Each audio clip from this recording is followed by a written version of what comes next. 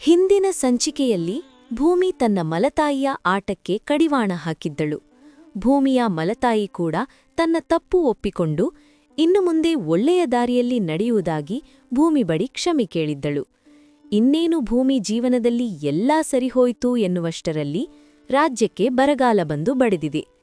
ರಾಜ್ಯದ ಜನರೆಲ್ಲ ತಿನ್ನಲು ಆಹಾರ, ಕುಡಿಯಲು ನೀರು ಇಲ್ಲದೆ ತುಂಬಾ ಕಷ್ಟಪಡುತ್ತಿದ್ದಾರೆ. ಮುಂದೆ ರಾಜಕುಮಾರ, ನಮ್ಮ ರಾಜ್ಯಕ್ಕೆ ತುಂಬ ಕೆಟ್ಟ ಬರಗಾಲ ಬಂದಿದೆ. ಜನರೆಲ್ಲ ತುಂಬ ಕಷ್ಟಪಡುತ್ತಿದ್ದಾರೆ. ಪ್ರಭು, ನಮ್ಮ ಜನರ ಕಷ್ಟಕ್ಕೆ ನೀವೇ ಪರಿಹಾರ ಕೊಡಬೇಕು. ನೀವೇನು ಚಿಂತಿಸಬೇಡಿ. ನಮ್ಮ ಜನರಿಗೆ ಕಷ್ಟವಾಗದಂತೆ ನೋಡಿಕೊಳ್ಳುವ ಜವಾಬ್ದಾರಿ ನನ್ನದು. ನನ್ನ ತಂದೆಯವರು ಇಷ್ಟು ವರ್ಷ ಹೇಗೆ ಜನರ ಕಷ್ಟಕ್ಕೆ ಸ್ಪಂದಿಸುತ್ತಾ ಈ ರಾಜ್ಯವನ್ನು ನಿಭಾಯಿಸಿದರೋ ಅವರ ದಾರಿಯಲ್ಲೇ ನಾನು ಕೂಡ ಸಾಗಲು ಇಷ್ಟಪಡುತ್ತೇನೆ. ಮಂತ್ರಿಗಳೇ, ನಮ್ಮ ಅರಮನೆಯಲ್ಲಿರುವ ದವಸ ಧಾನ್ಯಗಳನ್ನು ಉಪಯೋಗಿಸಿಕೊಂಡು ಜನರ ಕಷ್ಟಗಳು ಕಡಿಮೆಯಾಗುವಂತೆ ನೋಡಿಕೊಳ್ಳಿ. ಮುಂದೆ ಏನಾಗುತ್ತೆ ನೋಡೋಣ ಎಂದು ರಾಜಕುಮಾರ ಹೇಳುತ್ತಾನೆ. ಅಂದಿನ ಸಭೆ ಅಲ್ಲಿಗೆ ಮುಗಿಯುತ್ತದೆ. ಸಭೆಯ ನಂತರ ರಾಜಕುಮಾರ, ನಾನು ಸಭೆಯಲ್ಲಿ ಈ ವಿಷಯ ಪ್ರಸ್ತಾಪಿಸಬಾರದು ಎಂದು ನಿಮ್ಮ ಮಾತಿಗೆ ಅಡ್ಡಿಪಡಿಸಲಿಲ್ಲ. ನನಗೇಕೋ ನೀವು ತೆಗೆದುಕೊಂಡ ನಿರ್ಧಾರ ಸರಿ ಅನಿಸುತ್ತಿಲ್ಲ. ಮಂತ್ರಿಗಳೇ, ಏನ್ ಹೇಳ್ತಿದ್ದೀರಾ? ನಮ್ಮ ಜನರ ಕಷ್ಟ ಪರಿಹಾರ ಮಾಡಬೇಕೆಂಬ ನನ್ನ ನಿರ್ಧಾರ ಸರಿಯಿಲ್ಲವೇ? ಅದು ಹಾಗಲ್ಲ ರಾಜಕುಮಾರ. ಅರಮನೆಯ ದವಸಧಾನ್ಯ ಉಪಯೋಗಿಸುವ ನಿರ್ಧಾರ ಸರಿಯಿಲ್ಲ ಎಂದೆ. ಈ ಬರಗಾಲದಿಂದ ಇನ್ನೂ 1 ವರ್ಷವಾದರೂ ಈ ರಾಜ್ಯಕ್ಕೆ ಕಷ್ಟ ತಪ್ಪಿದ್ದಲ್ಲ. ಅರಮನೆಯ ಸ್ವತ್ತು ಉಪಯೋಗಿಸುವುದರಿಂದ ನಿಮಗೂ ಕಷ್ಟ ಎದುರಾಗುತ್ತದೆ ಎಂದು ಹೇಳಲು ಬಂದೆ. ನಿಮ್ಮ ಕಾಳಜಿ ನನಗೆ ಅರ್ಥವಾಗುತ್ತದೆ ಮಂತ್ರಿಗಳೇ. ಆದರೆ ನನಗೆ ನನ್ನ ರಾಜ್ಯದ ಜನರು ಸುಭೀಕ್ಷವಾಗಿರಬೇಕೆಂದು ಬಯಸುತ್ತೇನೆ. ನನ್ನ ತಂದೆಗೆ ಕೊಟ್ಟ ಮಾತನ್ನು ನಾನು ಉಳಿಸಿಕೊಳ್ಳಬೇಕು. ಈ ರಾಜ್ಯಕ್ಕೆ ಕಷ್ಟ ಬರದಂತೆ ನೋಡಿಕೊಳ್ಳಬೇಕು ಎಂದು ರಾಜಕುಮಾರ ಹೇಳುತ್ತಾನೆ. ಈ ಕಷ್ಟದಿಂದ ಜನರನ್ನು ಹೇಗೆ ಪಾರು ಮಾಡುವುದು ಎಂದು ರಾಜಕುಮಾರನಿಗೆ ತುಂಬಾ ಯೋಚನೆ ಶುರುವಾಗುತ್ತದೆ. ಇಲ್ಲಿ ಕೇಳಿ, ಏಕೆ ಇಷ್ಟು ಚಿಂತೆಯಲ್ಲಿದ್ದೀರಿ? ಈ ಬರಗಾಲ ಏನು ಶಾಶ್ವತವಾಗಿರುತ್ತದೆಯೇ? ಒಮ್ಮೆ ಮಳೆಯಾದರೆ ಎಲ್ಲಾ ಸರಿ ಹೋಗುತ್ತದೆ. ನೀವೇನೂ ಚಿಂತಿಸಬೇಡಿ ಎಂದು ಭೂಮಿ ರಾಜಕುಮಾರನಿಗೆ ಧೈರ್ಯ ತುಂಬುವ ಪ್ರಯತ್ನ ಮಾಡುತ್ತಾಳೆ. ಆದರೆ ಇಲ್ಲಿಂದ ಭೂಮಿಯ ಜೀವನದಲ್ಲಿ ಬಿರುಗಾಳಿಯೇ ಏಳಲಿದೆ ಎಂಬ ಸುಳಿವು ಭೂಮಿಗೆ ಇಲ್ಲ. ಮಾರನೇ ದಿನ ಮತ್ತೆ ಸಭೆ ಪ್ರಾರಂಭವಾಗುತ್ತದೆ. ರಾಜಕುಮಾರ, ಈ ಸೇನಾಧಿಪತಿಯ ಪ್ರಣಾಮಗಳು. ಹೊರ ರಾಜ್ಯದಿಂದ ನಿಮಗೊಂದು ಸಂದೇಶ ಬಂದಿದೆ. ಏನದು ಸೇನಾಧಿಪತಿಗಳೇ? ರಾಜಕುಮಾರ, ಹೊರ ರಾಜ್ಯದಲ್ಲಿ ಮಳೆ ಬೆಳೆಯೆಲ್ಲ ಸುಭಿಕ್ಷವಾಗಿದೆ. ನಮ್ಮ ರಾಜ್ಯಕ್ಕೆ ಅವರು ಸಹಾಯ ಮಾಡಲು ಸಿದ್ಧರಿದ್ದೇವೆ ಎಂದು ತಿಳಿಸಿದ್ದಾರೆ. ಎಂಥ ಸಂತೋಷದ ವಿಷಯ ಹೇಳಿದ್ದೀರಿ ಸೇನಾಧಿಪತಿಗಳೇ. ಮಂತ್ರಿಗಳೇ, ಅವರ ಸಹಾಯ ಸ್ವೀಕರಿಸಲು ಒಪ್ಪಿದ್ದೇವೆ ಎಂದು ಈಗಲೇ ಪತ್ರ ಬರೆಯಿರಿ.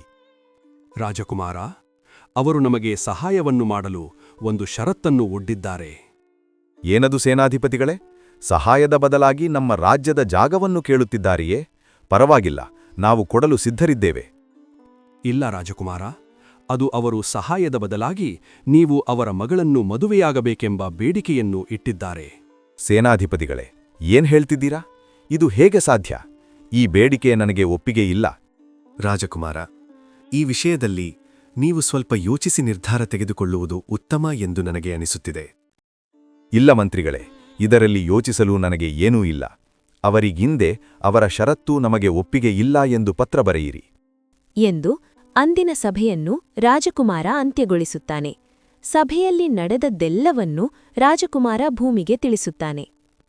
ನೋಡಿ, ಇದು ತುಂಬ ಸೂಕ್ಷ್ಮವಾದ ವಿಚಾರ. ನನಗೆ ಏನು ಹೇಳಬೇಕೋ ತಿಳಿಯುತ್ತಿಲ್ಲ. ನೀವು ಈ ರಾಜ್ಯದ ರಾಜಕುಮಾರರ ರೀತಿ ಯೋಚಿಸಿ ಸರಿಯಾದ ನಿರ್ಧಾರ ಮಾಡಿ. ರಾಜ್ಯದ ಜನರಿಗೆ ಯಾವುದೇ ತೊಂದರೆಯಾಗಬಾರದು. ಜನರ ದೃಷ್ಟಿಯಲ್ಲಿ ನಿಮಗೆ ಒಳ್ಳೆಯ ಹೆಸರಿದೆ. ಇದರಿಂದ ನನ್ನ ಹೃದಯ ಒಡೆದರೂ ನೀವು ಮಾಡಿದ ನಿರ್ಧಾರ ರಾಜ್ಯದ ಒಳಿತಿಗಾಗಿ ಎಂದ್ರೆ ನಾನದನ್ನು ಒಪ್ಪಿಕೊಳ್ಳುತ್ತೇನೆ. ಭೂಮಿ, ಏನ್ ಹೇಳ್ತಿದ್ದೀಯಾ?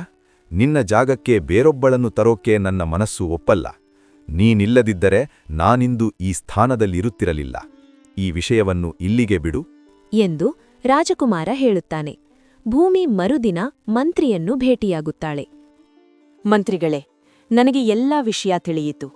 ಪರರಾಜ್ಯದವರು ಇಟ್ಟಿರುವ ಬೇಡಿಕೆಯ ಬಗ್ಗೆ ನಿಮ್ಮ ಅನಿಸಿಕೆ ಏನು? ರಾಣಿ ಭೂಮಿಯವರೇ, ಅದು ಅವರಿಟ್ಟಿರುವ ಬೇಡಿಕೆಯಲ್ಲಿ ತಪ್ಪೇನೂ ಇಲ್ಲ ಅನಿಸುತ್ತಿದೆ. ಇದೆಲ್ಲ ಹಿಂದಿನಿಂದಲೂ ನಡೆದುಕೊಂಡು ಬಂದಿದೆ. ರಾಜಕುಮಾರರ ತಾತನವರು ಕೂಡ 2 ಮದುವೆಯಾಗಿದ್ದರು. ರಾಜ್ಯದ ಹಿತದೃಷ್ಟಿಯಿಂದ ಯೋಚಿಸುವುದಾದರೆ ರಾಜಕುಮಾರ ಈ ಮದುವೆಗೆ ಒಪ್ಪಿಕೊಳ್ಳುವುದು ಸೂಕ್ತ. ಈ ರಾಜ್ಯಕ್ಕೆ ಏನೂ ತೊಂದರೆಯಾಗದಂತೆ ನೋಡಿಕೊಳ್ಳುತ್ತೇನೆ ಎಂದು ನಾನು ಮಾವನವರಿಗೆ ಮಾತು ಕೊಟ್ಟಿದ್ದೇನೆ.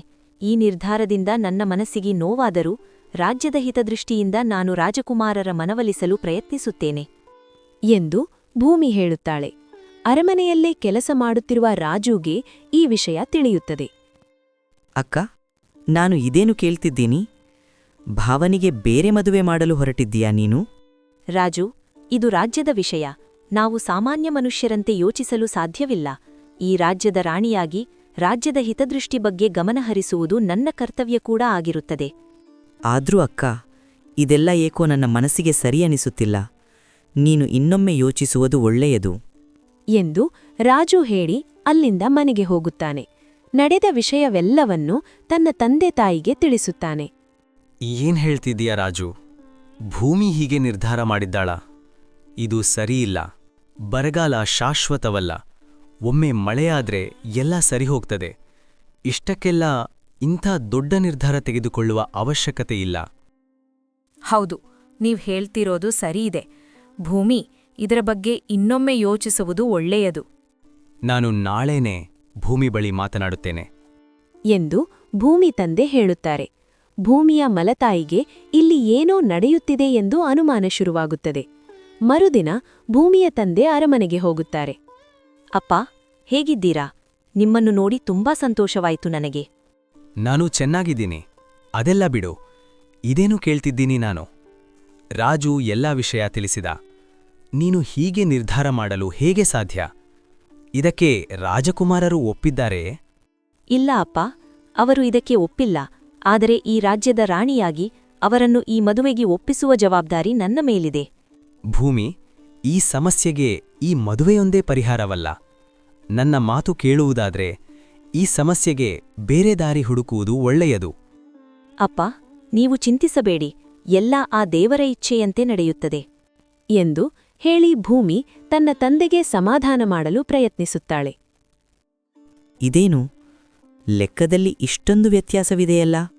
ಇದು ಹೇಗೆ ಸಾಧ್ಯ? ಈ ವಿಷಯವನ್ನು ನಾನು ಅಕ್ಕನ ಗಮನಕ್ಕೆ ತರಲೇಬೇಕು. ಏನು ಹೇಳ್ತಿದೀಯ ರಾಜು? ಲೆಕ್ಕದಲ್ಲಿ ವ್ಯತ್ಯಾಸವಿದೆಯೇ? ಹೌದು ಅಕ್ಕ, ನಾನು 2-3 ಬಾರಿ ಪರಿಶೀಲಿಸಿದೆ. ಲೆಕ್ಕದಲ್ಲಿ ತುಂಬಾ ವ್ಯತ್ಯಾಸವಿದೆ. ಮಂತ್ರಿಗಳು ತಪ್ಪು ಮಾಡಲು ಹೇಗೆ ಸಾಧ್ಯ? ಇದು ತುಂಬಾ ಸೂಕ್ಷ್ಮವಾದ ವಿಚಾರ. ನಾವು ಮಂತ್ರಿಗಳನ್ನು ನೇರವಾಗಿ ಕೇಳಲು ಸಾಧ್ಯವಿಲ್ಲ. ಏನು ಮಾಡೋದು? ಒಂದೂ ತಿಳಿಯುತ್ತಿಲ್ಲ ನನಗೆ. ಅಕ್ಕ, ಮೊದಲು ಭಾವನಿಗೆ ಈ ವಿಷಯ ತಿಳಿಸು. ಅವರೇನು ಹೇಳುತ್ತಾರೋ ನೋಡು. ಇಲ್ಲ ರಾಜು, ಹಾಗೆ ಮಾಡಲು ಸಾಧ್ಯವಿಲ್ಲ. ಮಂತ್ರಿಗಳು ತುಂಬಾ ವರ್ಷದಿಂದ ನಮ್ಮ ಅರಮನೆಯಲ್ಲಿ ಕೆಲಸ ಮಾಡುತ್ತಿದ್ದಾರೆ.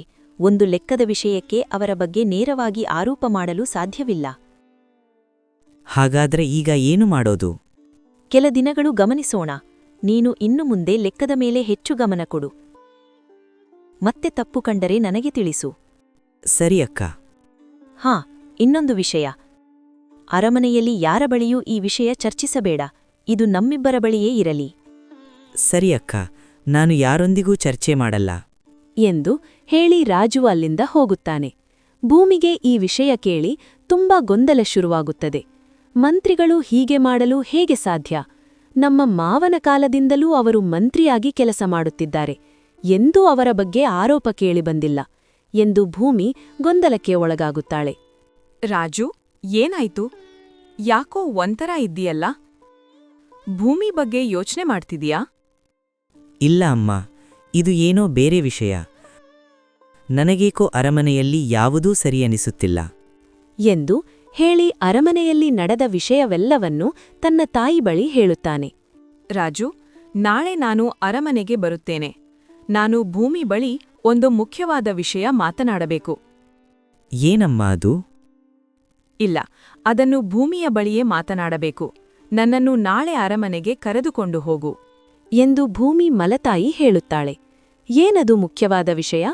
ಭೂಮಿಯ ಮಲತಾಯಿ ಭೂಮಿ ಬಳಿ ಮಾತನಾಡಬೇಕು ಎಂದು ಹೇಳುತ್ತಿರುವುದು? ಅರಮನೆಯಲ್ಲಿ ಏನು ನಡೆಯುತ್ತಿದೆ? ಮಂತ್ರಿಗಳ ಸುತ್ತ ಅನುಮಾನದ ಹುತ್ತ ಎದ್ದಿದೆ. ಲೆಕ್ಕ ಗೊತ್ತಿಲ್ಲದೇ ತಪ್ಪಾಗಿದೆಯೋ ಅಥವಾ ಗೊತ್ತಿದ್ದೇ ತಪ್ಪಾಗಿದೆಯೋ? ನೋಡಿ ನೆಕ್ಸ್ಟ್ ಎಪಿಸೋಡ್ನಲ್ಲಿ. ಸಬ್ಸ್ಕ್ರೈಬ್ ಮಾಡೋದನ್ನ ಮರಿಬೇಡಿ. ಎಪಿಸೋಡ್ ಮಿಸ್ ಮಾಡ್ಕೋಬೇಡಿ.